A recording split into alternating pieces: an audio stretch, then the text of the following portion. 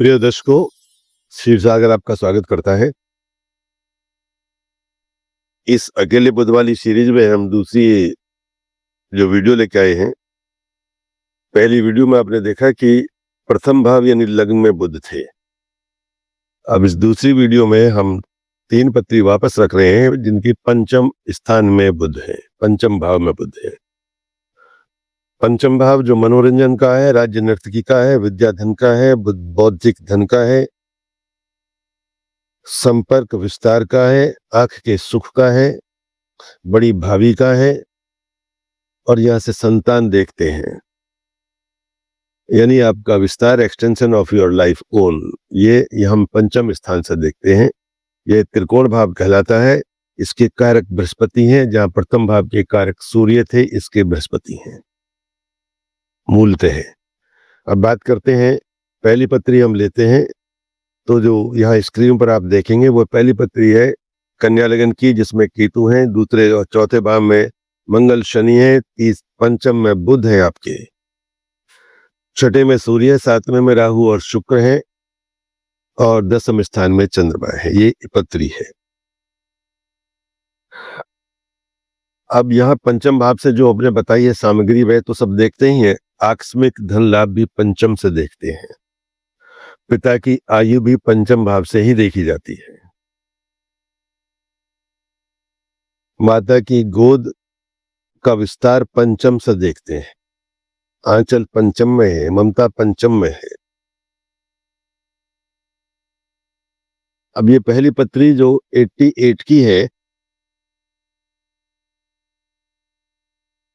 इनका विवाह हुआ, दंपति बहुत प्रसन्न थे।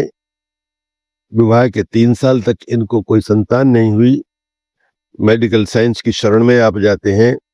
वहां जब पहुंचते हैं, आप दोनों पति पत्नी काम करते हैं, बीटेक हैं दोनों।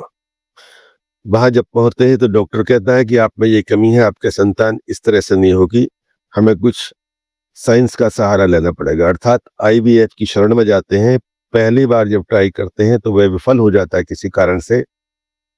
4 महीने के लिए डॉक्टर्स गैप बोलते हैं। उसके बाद जब दोबारा आते हैं तो दूसरा केस भी इनका विफल हो जाता है। उसके बाद डॉक्टर कह देते हैं अब आप मां नहीं बन सकती, बच्चा गोद ले सकते हैं आप। अकेला बुध पंचम में है और मकर राशि के बुध पंचम में है। अकेले बुध का ये रिजल्ट है।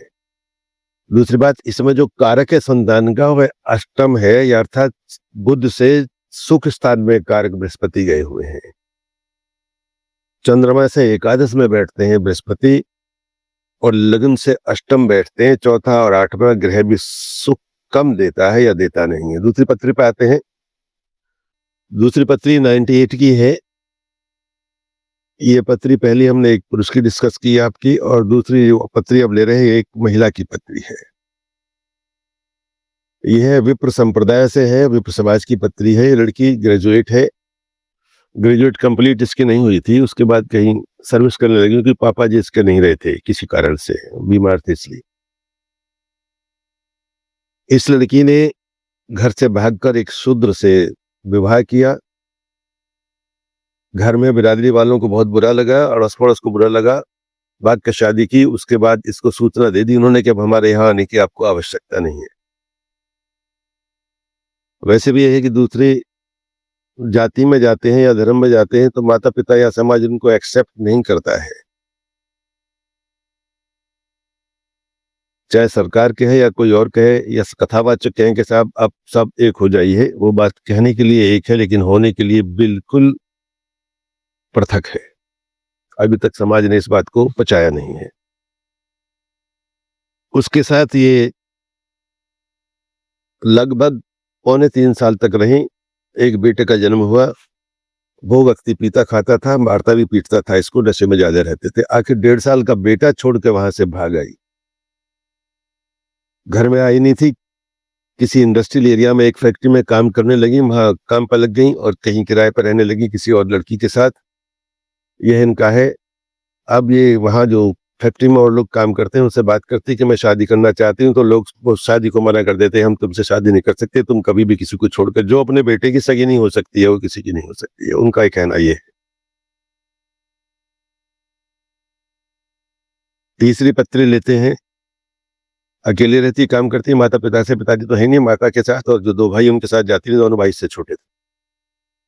तीसरी पत्री हम लेते हैं कि वह पत्री 82 की है। ये 2 ही भाई हैं, दोनों भाई 12वीं फेल हैं।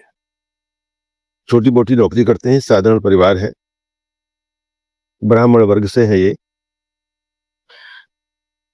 यह पत्री मेष लगन की है। पहली पत्री हमने द्विस्वभाव लगन की ली थी, दूसरी चर लगन की ली है, और ये अब मेष लगन की वापस चर लगन की पत्री है। दूसरे भाव में चंद्रमा है उच्च के, तीसरे में उच्च के राहु है, चौथे भाव में सूर्य शुक्र है, पंचम में बृहस्पति सिंह राशि के है, अर्थात षष्ठे पंचम में है, छठे में शनि है, 7वें भाव में मंगल और बृहस्पति है, 9वें भाव में केतु है। ये इनकी पत्री है।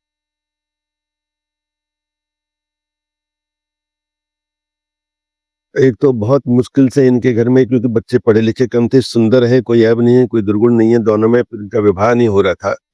किसी तरह से छोटे भाई ने कोई लड़की पसंद कर लिया, उसको वर्किंग यूनिट में कोई मिल गई, तो उसने विवाह पहले कर लिया। बड़ा भाई का विवाह अभी नहीं हुआ है, ये बड़े हैं।